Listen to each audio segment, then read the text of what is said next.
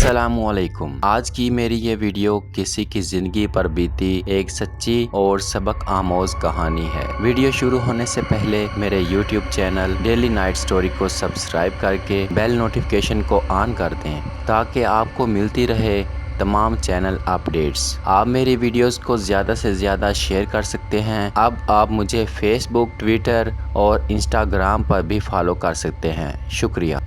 इधर धर्मराज ने अपनी जान बच जाने की खुशी में संबोला के लिए अपनी आंखें बिछा दी थीं। इनके क़यामत वाम का बेहतरीन इंतज़ाम किया गया था और उधर महिंद्रा अपनी आरामगाह में सोच रही थी कि अब सब कुछ ठीक हो जाएगा। तीसरी तरफ सुनीता, जो दरहकीकत ज़हनी तौर पर इतनी यार नहीं थी, अपनी मासूमियत के साथ अपनी आरामगाह में मौजूद थी। इन तमाम बातों से बेनियाज, अलबत्ता उसका जहन कभी कभी बुरी तरह भटकने लगता था। वो सोचती थी कि क्या ज़िंदगी इसी का नाम है, बिला वजह इतने सारे लोगों में घिर गई है। वो तो सुकून से ज़िंदगी गुजारना चाहती थी, बड़े आराम के साथ अपना घर बसाने की ख्वाहिशमंद थी, लेकिन ये सब क्या था। वो तबीयत की बुरी नहीं थी, लेकिन बस वक़्त ने उसे क्या से क्या बना दिया था। जयवर्ती ने उसके वजूद को बदलने की कोशिश की थी। एक शैतान चुड़ैल ने उसके अंदर शैतान जगा दिया था, लेकिन जब कभी यह शैतान उसके वजूद से दूर होता तो उसके दिल में अजीब अजीब ख्याल आने लगते थे। वो समझती थी कि संसार में लोग इस तरह तो ज़िंदगी नहीं गुजारते। हर शख्स अपनी अपनी पसंद के मुताबिक जीता है। एक घर, एक मोहब्बत करने वाला वजूद और कुछ बच्चे ही ज़िंदगी का सरमाया होते हैं। अपनी इस कैफियत से वो बेनियाज थी जो उसे कुछ लम्हों के लिए खून आशाम बना देती, और वो इंसानी खून और गोशे के बगैर नहीं जी सकती थी। वरना दूसरी सूरत में वो एक मोहब्बत करने वाली शख्सियत थी जिसके दिल में बहुत से लोगों की मोहब्बत होती थी। अपने अतराफ़ से भी वो किसी भी तरह ना तो बेखबर रहती थी, ना हालात से नफ़रत करना उसकी फ़ितरत थी। जयवर्ती उसे न जाने क्या क्या सिखाती रहती थी। वो जयवर्ती के कहने में बेशक आ जाती थी, लेकिन बात वही आ जाती थी।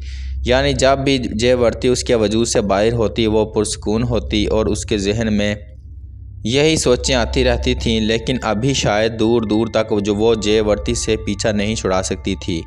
जहाँ तक धर्मराज का ताल्लुक़ था तो जयवर्ती के कहने से वो धर्मराज के साथ जो रवैया अख्तियार किए हुए थी उस पर उसका दिल नहीं मानता था। एक ऐसा शख्स जो बहुत सी निगाहों का मरकज़ हो, जिसके दिल में बहुत सौ के लिए मोहब्बतें हों, वो किसी एक का कैसे हो सकता है। कोई एक मोहब्बत करने वाला, कोई एक ऐसा चाहने वाला इंसानी ज़िंदगी के लिए ज़रूरी होता है जो सिर्फ़ उसकी ज़ात में मरकूज़ हो। इस वक्त भी वो बैठी हुई सामने खिड़की से बाहर के मनाज़िर देख रही थी। बाहर क्या हो रहा है, क्या होता है, उसका उसे कोई इल्म नहीं था। वो बस अपनी सोचों में गुम थी कि जयवर्ती बाकायदा इंसानी रूप में उसके सामने आ गई। उसने सुनीता से कहा, क्या हो रहा है सुनीता, क्या कर रही हो तू? कुछ नहीं जयवर्ती जी, बैठी हुई हूँ, सोच रही हूँ कि क्या करूँ क्या ना करूँ। तू सुकून से रह, ऐसी बातें मत सोचा कर, मैं जो हूँ तेरे सोचने के लिए, जयवर्ती ने कहा और बुरी तरह हंसने लगी। सुनीता उसे देखने लगी, फिर बोली, जानती है यहाँ क्या हो रहा है? मैं कुछ भी नहीं जानती। खैर, मैं तुझे कह रही हूँ कि हाथ पांव हिला, खुद भी कुछ कर, लेकिन तू इतनी अच्छी है और मेरी बातें इस तरह मानती है कि फिर मेरा दिल नहीं मानता कि तुझे किसी मुश्किल में डालूँ। यह खौफ भी रहता है कि कहीं तू अपनी सादगी में कोई ऐसा कदम ना उठा बैठे जो मेरे मकसद के लिए नुकसानदा हो।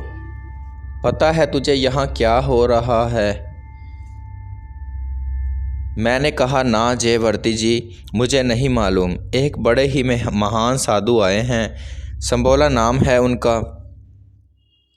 उन्होंने आते ही खेल तमाशे शुरू कर दिए हैं। एक और महान साधु के पास धर्मराज जी तुझे ले गए थे, महान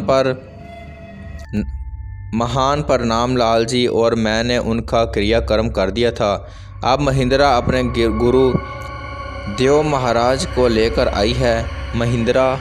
हाँ, ये तो बीवी हैं धर्मराज महाराज की। हाँ, धर्मराज महाराज की बीवी है वो। तू तो ऐसे अनजान हो जाती है जैसे तुझे संसार के बारे में कुछ मालूम ही नहीं। मुझे यह मालूमात कहाँ से मिली? तुझे भी तो नज़र रखनी चाहिए ना। हाँ, ये बात तो आप ठीक कह रही हैं जयवर्ती जी। महान साधु महाराज जिनका नाम संबोला है इस बस्ती से आए हैं, जो बस्ती महिंद्रा का मेका है। अच्छा, मैंने सारी खोज निकाल ली है। ये संबोला जो है ना, ये बस ऐसे ही साधु बने हुए हैं। ज़माने भर का बदमाश है, पापी कहीं का। जवान लड़कियों को ख़राब करना उसका काम है और ये इसी तरह अपना जीवन गुजारना चाहता है। छोटे मोटे जादू मंत्र सीख लिए हैं। वो सांप लेकर आया था। एक सांप उसने धर्मराज के लिबास में छुपा दिया था और दूसरे से उसे पकड़ा दिया। जानती है किस लिए? मैं क्या जानूं, सिर्फ इसलिए कि धर्मराज उसके जाल में आ जाए और वो बेवकूफ़ आ गया। मगर मकसद क्या था उसका? महिंद्रा लाई है उसे। क्यों? तेरा क्रियाक्रम करने के लिए। मेरा? हाँ, मगर क्यों? साफ जलती हैं तुझसे। इधर जयवती को जानती है? वो भी तो धर्मराज जी की। हाँ, वो भी। जयवती जी ने और भी गलत काम किए हैं और इस सिलसिले में एक बहुत चालाक आदमी को अपने कब्ज़े में कर लिया है। कौन? गिरधारी। क्या मतलब? सुनीता ने पूछा। जयवती कहका लगाती हुई बोली।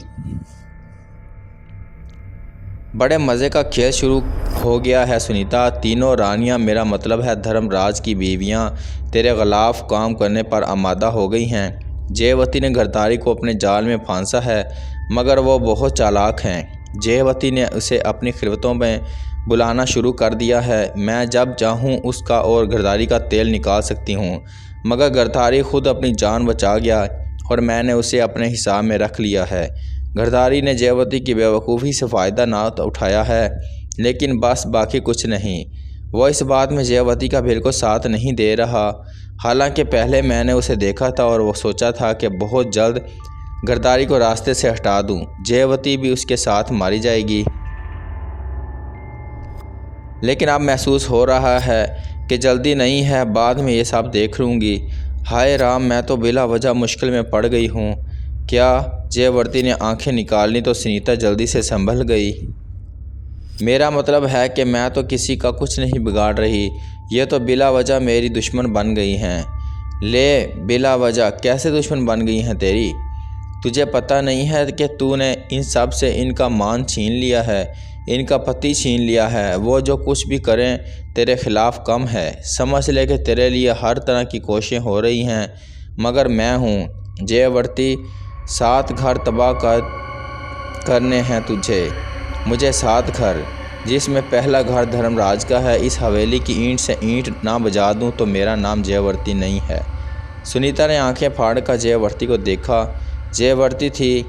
आप कहती हैं कि मेरे ऊपर पूरा भरोसा रखती हैं? हाँ, रखती हूँ। क्यों? जयवती जी, आज तक मुझे ये मालूम नहीं हो सका कि ये 7 घर आप किस लिए और क्यों तबाह करना चाहती हैं।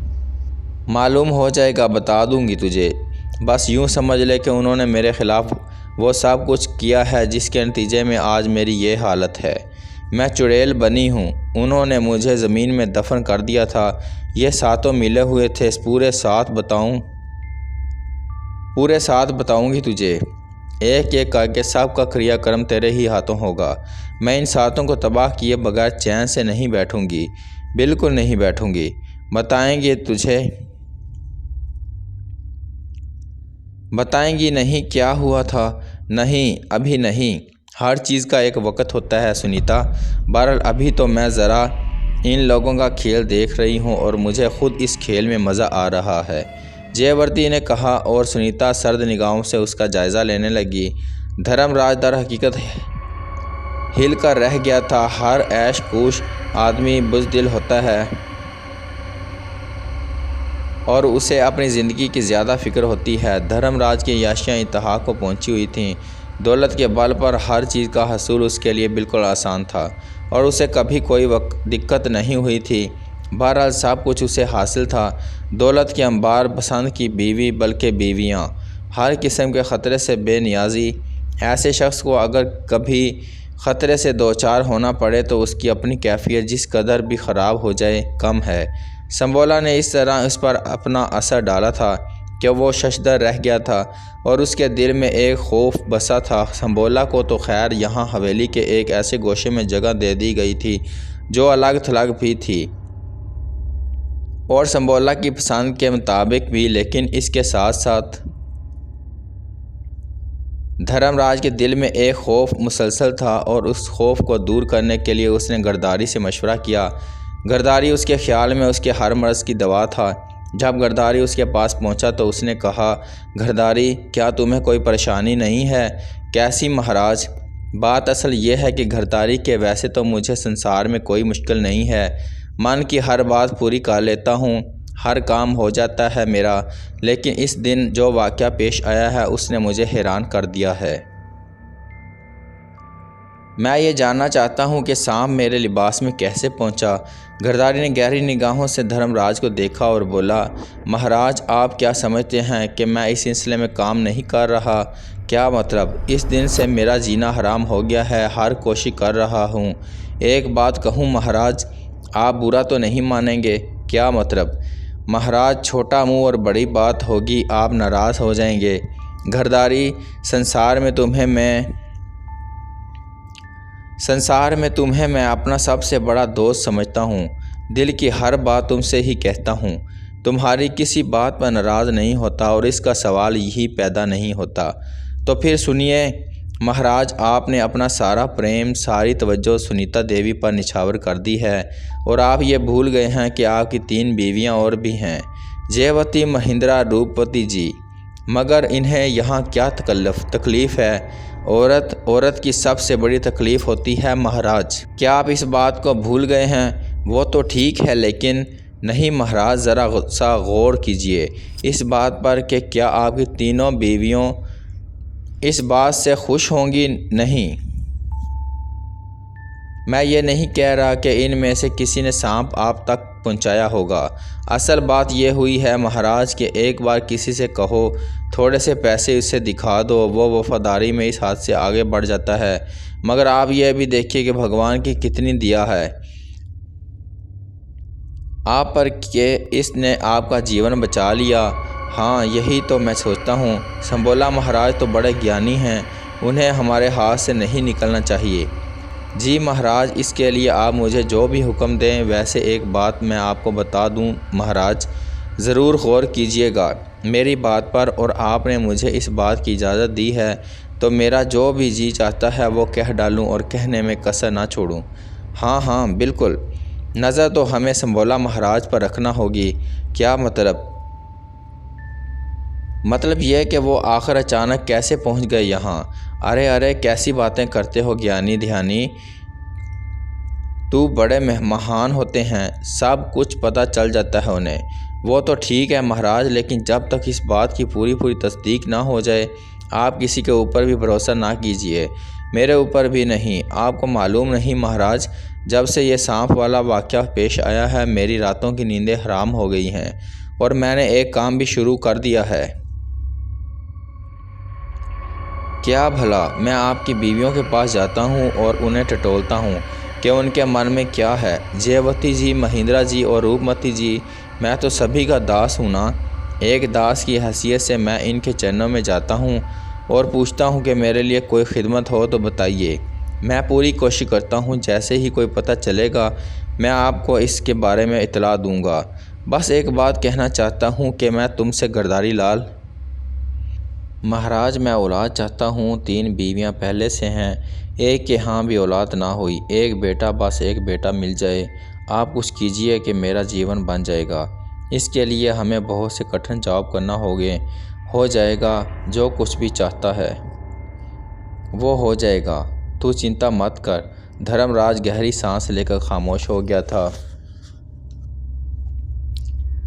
हवेली का अनोखा खेल जारी था। पता नहीं कौन क्या चाहता था। संबोला अपने मसले में मसरूफ़ था, गरदारी अपनी खेल खेल रहा था और बाकी तमाम लोग भी। जयवती इन लोगों से अपना इंतकाम लेने के लिए मसरूफ़ी अमल थी। पता नहीं कौन कहाँ तक कामयाबी हासिल कर सकता है। सुनीता को अब यहाँ बड़े उलझन का शिकार होना पड़ा था। उसकी समझ में नहीं आ रहा था कि वो क्या करे। उसे लग रहा था जैसे तमाम लोग शदीद हंगामा आराई में मसरूफ़ हों। इधर और मामलात भी थे जो उसकी समझ में नहीं आए थे। जहाँ तक धर्मराज का मामला था तो बेशक धर्मराज उसे बेहद चाहता था, हर तरह से उसका दिल रखने की कोशिश करता था, लेकिन बात वहीं आ जाती है, धर्मराज ना तो उसकी उम्र का था और ना ही उससे इसका दिल लगता था। बड़ी अजीब सी सूरत हाल थी। उधर जयावती इसका पीछा छोड़ने को तैयार नहीं थी। वक्त इसी तरह गुजरता रहा। घरदारी जयावती को धोखे देता रहा। मधु जयावती को कहने पर एक एक के बारे में मालूमात हासिल करती रही। संबोला जो गंदे अलूम का माहिर था अपना रंग जमाता रहा और थोड़े ही अरसे में उसे ये अंदाज़ा हो गया कि इसके लिए बेहतरीन शिकारगाह है। हुस्न ही हुस्न बिखरा हुआ है। उसने सुनीता को भी देख लिया था और उसके मुंह में पानी आ गया था। बाली सी उम्र की ये रस भरी और उसकी आंखों में हवस बन गई थी। रूपमती जयावती महिंद्रा सचमुच कुछ भी नहीं थी उसके आगे। महिंद्रा उसने वादा कर लिया था कि वो उसे इसका मकाम दिलाएगी, लेकिन अब वो ये सोच रहा था कि इसका असल शिकार तो सुनीता है, क्योंकि वो धर्मराज के मुंह चढ़ी हुई थी और वो किसी तरह उसके काबू आ जाए तो ये सबसे अच्छा होगा। वैसे उसने जितना यहाँ अपना मकाम बना लिया था उसके तहत अगर वो सुनीता के पास चला भी जाता तो भी धर्मराज इस बात का ज़र्रा बराबर बुरा ना मनाता और उसे कोई दिक्कत नहीं होती। चुनाचे वो ताक में लगा रहा। फिर उस दिन सुनीता बाग में निकली थी। 2-4 दासियां उसके साथ थी। संबोला उसके सामने पहुंच गया। सुनीता खामोश होकर उसे देखने लगी। संबोला ने दासियों को वहां से चले जाने को कहा और फिर सुनीता के सामने खड़ा हो गया। देवी, तुमने हमें प्रणाम नहीं किया। प्रणाम महाराज। सुनीता ने दोनों हाथ जोड़कर माथे से लगा लिए। सर से पांव तक सुंदरता की सूरत, लेकिन तुम्हारे मन में यह जलन कैसी है? अगर तुम चाहो तो मैं तुम्हारी कुंडली बना सकता हूँ। महाराज, जो गुजर चुकी है वो तो मैं भी जानती हूँ। अगर आगे जीवन कैसा गुजरेगा उसके बारे में कुछ बताओ तो मानूँ। इतना बताऊँगा उसके बारे में देवी जी कि तुम सोच भी ना सकोगी। मुझे जानती हो? हाँ, क्यों नहीं। कौन हो मैं? आप संबोला महाराज हैं। मैंने आपके बारे में बहुत कुछ सुना है, लेकिन दर्शन नहीं हुए थे कभी। चलो आज दर्शन भी हो गए, कृपा है आपकी। चलो ठीक है, तो फिर 3 दिन बाद मिलेंगे और मैं तुम्हारे बारे में सब कुछ बताऊंगा, संबोला ने कहा और वहां से वापस पलट पड़ा। शिकार को काबू में लाने के लिए उसके सामने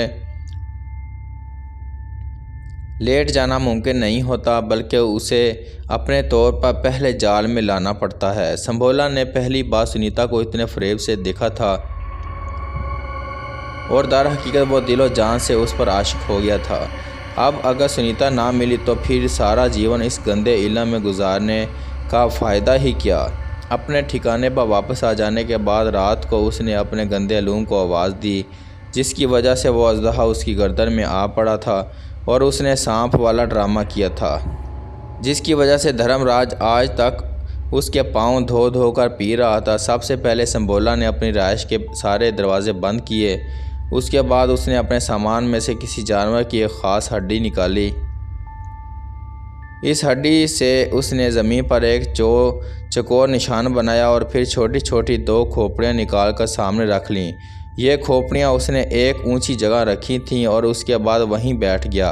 वो काले मंत्र पढ़ने लगा। उसकी भयानक आवाज़ चारों तरफ गूंज रही थी। थोड़ी देर के बाद खोपड़ियों की आंखें रोशन होने लगीं। 2 इंसानी हड्डियों से संबोला इस चकोर पर आवाज़ें पैदा कर रहा था। चकोर रोशन होना शुरू हो गया और इसके बाद इससे हल्के हल्के आग के शोले उबलते रहे। फिर एक भयानक चेहरा नमूदार हुआ और आहिस्ता आहिस्ता से यह खौफनाक इंसानी चेहरा आग से बुलंद होता गया। फिर एक पूरा इंसानी जिस्म इस आग में नमूदार हो गया और संबोला के सामने आलती पालती मारकर बैठ गया। उसने कहा, जय हो मेरे गुरुजी। बैरू, जो कुछ पूछ रहा हूँ वो बता। पूछो महाराज। ये देख, मेरे हाथ पर किसकी तस्वीर है? लड़की की। कैसी है ये? बड़ी सुंदर है। मुझे इसका माजी बता। बैर ने आंखें बंद कर लीं। कुछ लम्हों के बाद आंखें खोल कर बोला, ये पाग है। क्या है? पाग है। पाग तो बड़े काम की चीज़ होती है। हाँ महाराज, ये पाग है। बचपन में इसके पिता मर गए थे। इसकी माँ ने इसे खून पिलाकर नया जीवन दिया और फिर ये अपनी माता को खा गई। अब इसके मन में पाग पलता है। वो तो इसे किसी ने इस्तेमाल नहीं किया, वरना महाराज ये तो संसार की सबसे बड़ी जादूगरनी बन सकती है। और ये इंसानी कलेजे बड़े शौक़ से खाती है, लेकिन अपने आप से नावाकिफ़ है। आम हालात में बड़ी मासूम है, मगर महाराज एक बहुत बड़ी ख़राबी है इसके साथ। वो क्या? एक चुड़ैल इससे चिमटी हुई है और इस चुड़ैल ने इसे काबू में किया हुआ है। महाराज, अगर आप इस चुड़ैल को कब्ज़े में कर लें तो फिर इस पाग का सहारा लेकर संसार को अपने चरणों में समेट सकते हैं। वो चुड़ैल कहाँ है? कभी कभी तो वो इसके शरीर में उतर जाती है, कभी कभी मक्खी बनकर फ़िज़ा में परवाज़ करती है। महाराज, आपको जो काम करना है बड़ी चालाकी से करना है। मेरे प्यारे बैरो, ये तो बड़े काम की बात बता दी है। मुझे बता कि मैं इन सारी चीज़ों को कैसे अपने कब्ज़े में कर सकता हूँ। महाराज, अगर आप इस पाग को अपने कब्ज़े में कर लें तो ये समझ लें कि संसार के सबसे बड़े जादूगर बन सकते हैं। पाग बड़ी मुश्किल से मिलती है और अगर मिल जाए तो आप बड़े से बड़े जादूगरों को मुकाबला कर सकते हैं। दूसरी चीज़ ये वर्ती है, आप जब उसे अपने काबू में कर लेंगे तो आप ये समझ लीजिए कि संसार के सबसे बड़े राजा बन सकते हैं। मगर ये बता, इसके लिए हम क्या करें? सबसे बड़ी चीज़ ये है कि सुनीता सब कुछ होने के बावजूद मासूम है।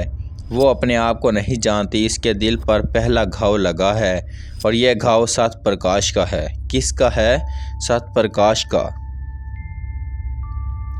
सत्यप्रकाश गजन सिंह का बेटा है और सुनीता गजन सिंह के यहाँ रहती है। महाराज, आप मुझे छोटा करके अपने साथ ले रख लीजिए। मैं आपको सारी बातें बताता रहूँगा।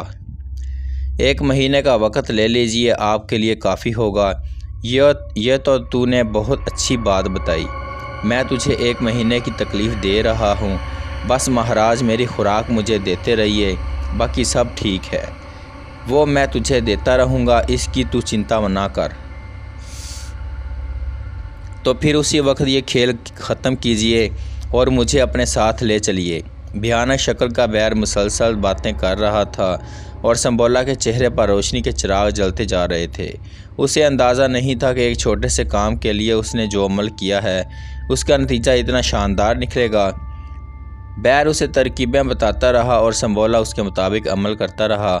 उसने हाथ बढ़ाकर बैर को आग से बाहर निकाल लिया और उसके बाद दोनों खोपड़ियों को हाथ में पकड़कर उसके गिर्द घूमता रहा।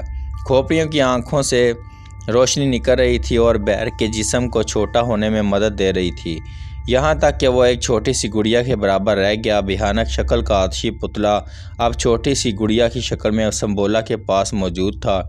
संबोला ने उसे एहतियात से उठाकर अपने लिबास में रखा और उसके बाद उसने इसी हड्डी से अमल शुरू कर दिया जिससे उसने अपने जादू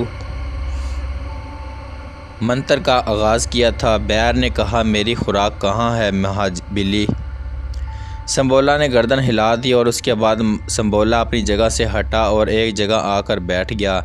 उसने यहाँ भी एक मंत्र पढ़ना शुरू कर दिया और थोड़ी देर के बाद उसने अपने दोनों मुट्ठियाँ ज़मीन पर खोलीं तो लंबे लंबे कीड़े पैदा हो गए और बुरी तरह कलबलाने लगे। संबोला ने बैर को निकाल कर इन कीड़ों पर छोड़ दिया और यह गुड़िया की शक्ल का बैर कीड़ों को उठा उठाकर अपने मुंह में रखने लगा। यह उसकी खुराक थी। जब उसने सारे कीड़े खा लिए तो एक डिकार ली और आंखें बंद करके मुस्कुराने लगा। बस अब मुझे नींद आ रही है। संबोला ने उसे फिर उठाकर अपने लिबास में रखा और उसके बाद ख़ुद भी बिस्तर पर जा लेटा। वो बहुत खुश था। बस ये कहना चाहिए कि एक बहुत बड़ा इनाम मिल गया था। उसने तो बस थोड़ी सी मालूमात हासिल करने के लिए ये जादू का अमल किया था, लेकिन इस अमल के नतीजे में उसे इतनी बड़ी कुव्वत मिल गई थी। यह बैर वैसे तो इसी का बैर था, लेकिन इस मुश्किल में उसे पहली बार मिला था। पता नहीं कौन सी शक्ति थी। बिस्तर पर लेटकर संबोला एक बार फिर बैर की बताई हुई सारी बातों पर गौर करने लगा। उसे अंदाज़ा हुआ कि हालात किस तरह एक दूसरे से मुंसलिक हैं। सारी कहानियाँ ही इसके हाथ आ गई थीं। जयवर्ती सबसे ख़तरनाक चीज़ थी और अब 2 ताकतवर हस्तियों का आपस में टकराव था। एक तरफ जयवर्ती थी जो ये तय कर चुकी थी कि 7 घरानों को तबाह कर देगी।